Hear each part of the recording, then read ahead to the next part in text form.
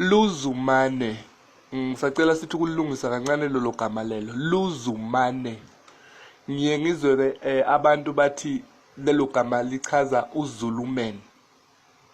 Yiphutha lelo elikhulu. Yiphutha elikhulu futhi ke nifana nabantu abahlambalaza uZulu ngenxa yokuthi nithi nina kwaZulu kwaphindwa amakhosi amabili aphindwa ngegama elilodwa. Nifana nabantu abamhlambalazayo uZulu malikhuluma kanjalo. Manje ngasiqonda isiZulu ukuthi sasihlanganisa kanjani English noma isingisi size sikhiphe leli gama eligcine likhafulwa umlomo wesiZulu laliphuma kanjani. Kufuna ukuthi niyiqonde kahle leyo nto leyo. Luzumane ngifuna silungise lelo gama. Luzumane lelo gama lichaza luzman lendoda ngathi umqondo wayo awusathathi kahle. Kungani babesho njalo? Ingoba inkosi uLuzumane yase seyishintsha ulimi olwalikhulunywa olwalibizwa ngesingoni, lalishintsha lalenza ulimi oluzokwazi ukuthi liqondwe yiyo nalaba ababeyilalela ngaleso sikhathi, ngoba yayibalekela ukuthi bangabe besezwa manje ondlebe ekhayilanga noma bezizwa ukuthi sebekhuluma ngani manje bona ngesiZulu. Yingakho mangabe bethi bayalalelisisa laba baba ngamtholi ukuthi usekhuluma ngani, bathi bayabuzana bathola ukuthi lo muntu abasamuzwa manje, bathi no, this man is lost or this man is loose. Qondo wakhe ngathi awukusekho right kahle ngoba babengayiqondi lento manje aseyikhuluma ngaleso sikhathi leso. Akukaze kwaZulu kuphindwe amakhosi amabili ngegama elilodwa, akukaze futhi soze kwenzeka lokho. Leli gama lithi Luzumane alishintshi, ungalishintshi futhi nawe, lithi lose man or lost man. Lase lithi mabelihumusha ngesiZulu bathi hawu laba bantu bathi uLuzumane lendoda, bengaqondi ukuthi bachaza ukuthi before si understand inkosi uLuzumane kumele si understand uyise kwakubani ubaba wayo inkosi uLuzumane. Ake sifunde la. According to Zulu oral history and genealogical records, the father of Luzumana, also spelled as Luzumane, was Mnguni. Yes, baqinisile ubaba wenkosi uLuzumane kwakuwumnguni. Kwakubani ubaba wakhe? Kwakuwumnguni. So before us understand uLuzumane, kumele us understand umnguni. Okokuqala nje leli gama elithi mnguni kuthemparishiwe nalo. Umngoni. If abantu bezodlizwe lakho, into yokuqala abayifunayo yakho umlando wakho. Into yokuqala abayithathayo umlando wakho namagugu akho. Bese bayakushintsha ngendlela yabo. Abanamsebenzi ukuthi isho ukuthi lonto kwena. Noma igama lenkosi abanandaba nalokho. Yabo nje umnguni loya kwathemparishwa ngaye umngoni. Thina sabangoni ayabanguni. Yabo into yokuqala leyo bayishintsha. Umngoni base bamthatha ke emva kokuthi bethatha umlando wethu lo senwazi ngokuthi uyiBhayibheli. Bafaka uIsrayeli, bafaka uJuda bafebhabhelini. Umlando wase-Africa, specifically eSouth Africa, Southern Africa. Yabona nje umngoni ulo obhalwe ngokuthi uIsrael eBhayibhelini. Owaye nama-tribes awu-12. Ama-tribes awu-12 ayephuma kumadodana akhe. Ngala kuthina bafika bazombhala as umnguni. Babhala ama-tribes awu-4 bawacisha amanye. That's why kuthiwa khonto kuthiwa ama-lost tribes. Right? So, if uLuzumane eyindodana kaMngoni, kusho ukuthi weyenye yamadodana ayewu-12 lawa akhipha ama-tribes. Ukhumbula umnguni ubani ulobhalwe ngokuthi uIsrael. If uLuzumane eyindodana kaMngoni noma kaMnguni, that means wehenye yama-tribes, wehenye yamadodana awu-12 akhipha ama-tribes esizwe esikhethiweyo. Right? Ake siqhubeke nayo. Ake singene kuyona-ke. Ngithe ukuze sazi uZulu kumele sazi ubaba wakhe. Ubaba wakhe ubani? Umngoni. Ngithe umngoni number 1 kuwena bamshintsha bamenza umnguni. Kwase kwathi-ke for umhlaba wonke njengoba sebentshontsha umlando wakho bafaka ukuthi u-Israyeli, bafaka ukuthi uJacob. Nawa-ke amadodana kaMnguni eseshintshiwe. Amadodana kaMngoni eseshintshiwe amagama awo. Abanamsebenzi ukuthi igama lenkosi igama lani. Bashintsha ngendlela yabo, ngendlela umlando ozovuna bona. Ngifuna sigxile kuZulu. Nawa amadodana, cela sibuke indodana unumber 10. uZebulun. uZebulun. Right? uZ u-right. u-E u-wrong. u-B u-wrong.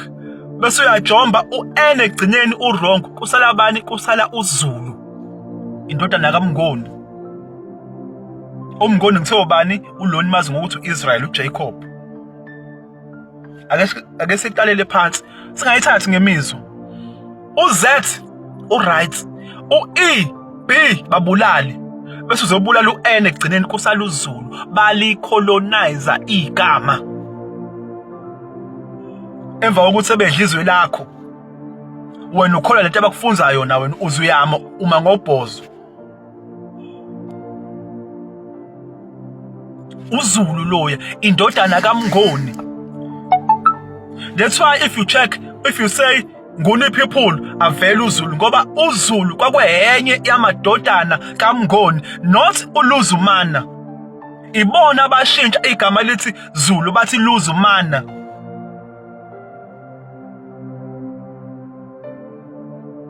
Ngisazowachaza namanye amadodana ezisihamba isikhathi kwamanye amavidiyo mhlambe, but ngifuna ukugxila kule kaZulu.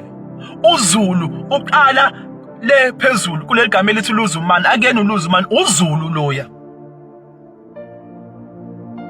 Z u-right, E, B u-wrong. Kuphuma abantu, kuphuma uZulu. Muthanda ungaya ngisho eBhayibhelini ubuke ukuthi kuchazwani mekukhulunywa ngoZebuluni. Into echazwayo ngalo Zebuluni it's exactly into ehambiselana noZulu. Even ngisho location mubheka ukuthi where are they located. But uzotshela ukuthiwani i-tribe kaZebuluni ingasolwandle. Iseduze kwe-tribe kabani? Ka number 6. Uba number 6 uNaftali. u-N u-right, u-A u-right, u-P H u-wrong. Kuphuma bani? Kuphuma uNatali. Bafaka igama elithi Natali, bakhipha uMbo. Ngaphansi kwaNatali khona abantu baseMbo.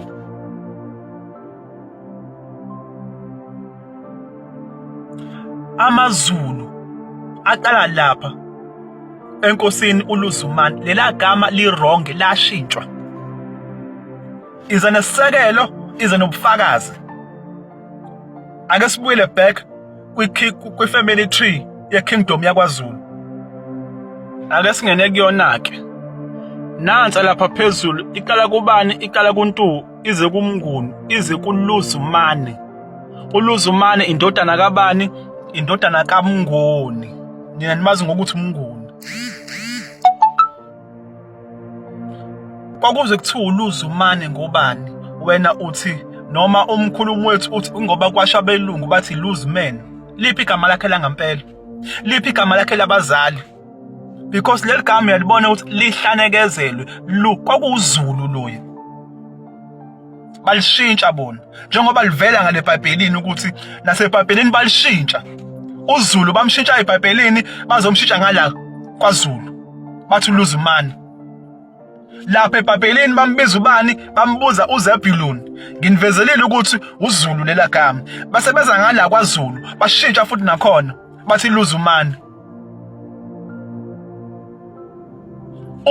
Umsunguli wamaZulu la kwaqala khona itribe yamaZulu iqala lapha kuLuzumane. Kufika isilo nje ilembe lekamanye amalembe ngokukhalipha sase sizohlanganisa uZulu wonkana ukuthi ubuyele back ube isizwe sisodwa. ngoba usuhlakazekile vele. Ake siqhubeke nayo futhi siveze amadodana kaMnguni amanye. Ake sizwe ukuthi kuthiwani lana about Danguni people. Kuthiwa lana Danguni are a cluster of Bantu speaking ethnic group. Angithi yabona njengoba kuthiwa sabantu. Ingoba our ancestor is Untu. Kwase kwathiwa sabantu. Ngeke ke siba amaZulu bese kuthiwa bese i-founder indodana kaMnguni bese zobuluzumani. Yindaba ingabanga uZulu ingoba vele laphambaniswa igama layo laphambaniswa eBhayibhelini yabizwa ngokuthi uZebuluni, la bese laphambaniswa kaZulu kwathiwa uluzumani.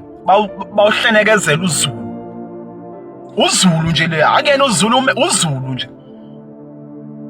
uZulu kala lapho uZulu, right? Ake sizwe ukuthi kuthiwani lapho. The Danguni people are a cluster of Bantu speaking ethnic group in Southern Africa.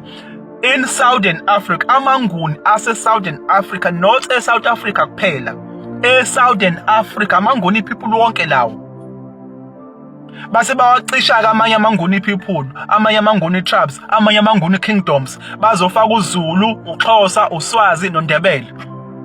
Yabona nje uNdebele ungena ngaphansi kwaMbo eNatali. ENatali wakhona abantu basembo. Babehlukana ka4. Kwakufike kube amaNdebele kuzoba amaSwazi. Khona abantu bakodlamini lapha noNgwane. Kuzoba khona amaMpondo namaMpondo mazi. Bonke labo bantu babengena ngaphansi kwabantu basembo. Right? So, yeah, uZulu, uXhosa, uSwazi, uNdebele, amanye ama-tribes bawacisha for a reason. Ngoba phela ukube baqhubeka bafaka babebona ukuthi so pick up ukuthi no, uMnguni uloya obhalwe eBhayibhelini onama-tribes awu-12. That's why bawacisha bashiya awu-4. uZulu enye yamadodana kaMnguni, not uLuzumani. Leli igama lokwakhiwa bahlenekezela. uZulu enye yamadodana njengoba kuvela la ngithi yabona nakho ubhaliwe la. Yindaba engabhaliwe nakho ubhaliwe. Zulu, Xhosa, Swazi, Ndebele. Amadodana lawa aMnguni. Amanye amadodana acishwa. So nje ake sekeni ukuthatha into esifundzwa abelungu bese sikhona njengoba injalo. Singafuni ukuthi inkulumo yethu ibe nesisekelo nelogic. Sabonga kakhulu. Sibingelele kubo bonke abalandeli bethu kwi-Asikhulisane talk show. Sifisa ukuveza la ukuthi siseyinhlelweni zokuthi kuhambe sibe nama classes, right? Njengamanje kwamanye ama experts sisa business training.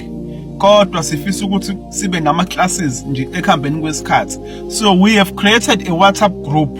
I-link i-attachiwe kwi-bio yami. Mungena kwi-profile yami kwi-bio, i-link ya WhatsApp group ngiyifake khona. So kumuntu ozoba interested mhlawumbe ukuthi abe ingxenye ye-Asikhulisane angayijoyina i-group ngoba ezinye izinto zizochazwa khona, ezinye izinto zizokhulunywa khona. Even if ngisho ngathiwa mhlawumbe ufisa ukuthi ube involved nawe kuma videos esiwenzayo, mhlawumbe ufisa ukuthi usuggest ama topics noma ufisa ukuthi ube involved, uzokwazi ukuthi upropose khona egroupini. And ama classes ethu esizowaqala ekhambeni kwesikhathi azofocusa into eziwu4: isintu, umlando wethu thina abantu abamnyama, because sifidwe umlando o-wrong, sifidwe udoti womlando ophambanisiwe, right? Kuzoba personal development, ukuthi ukuze ube umuntu uhambe kahle yiphi indlela yokuhamba, personal development, yabo ukwazi ukukhula, right? Bese kuzoba yini enye, business and money. Sizoxila kakhulu kule ye-business and money sabantu abamnyama, nayo sizokhuluma ngayo, sifundisane, sikhulisane ngayo. So umuntu nje ongase abe interested, i-link ikhona, i-attachiwe kwi-bio, i-Asikhulisane classes. Ilapho khona la soplana khona yonke into, si-discuss way forward nama topics mhlawumbe uma ufuna ukusuggesta nama class mesezoqala sizokhuluma khona ukuthi uregister kanjani, khamba kanjani. Kuyintokozo nenjabulo kuma members e-Asikhulisane nawo wonke ama TikTokers ukuthi si announce ukuthi ngo-April ayaqala ama classes. Ama date asebookiwe, ikhathi sebookiwe, right? ekungenela iklasi u-30 rand online. Uma ufuna ukukhokhela amaklasi awu-2 kuzoba u-25 rand. Itopic yokuqala nje sizokhuluma ngayo ngomhla ka-9 sizobe sikhuluma ngama-digital ID. Ijulile-ke indaba soyilanda emumva size nayo futhi siphinde singene nakwi-future, right? Sizobe sinesihambeli sethu ubaba uButhelezi, uMr Buthelezi odume ngelikamshubo ku-TikTok. Ngomhla ka-10 ngakusasa again 7 to 9 sizobe senza part 2 sikhuluma ngawo ama-digital ID again. Iguest yethu uzobe kuubaba uMr Buthelezi, right? Siphinde siqhubeke ngomhla ka-24 April sizobe sikhuluma ngomlando wokucolonizwa komuntu omnyama. Sizobe sinesihambeli sethu esidume ngelikaVuka Africa TV ku-TikTok naku-YouTube. Siphinde futhi ngomhla ka-30 sizobe sinesihambeli sethu sikhuluma ngetopic yobungozi, ubungozi bokudla esikudlayo. Mhlawumbe zingenzeka ukuthi siyadla nje sitshela ukuthi konke right. Ngabe bukhona ubungozi? Bebekhona buyini?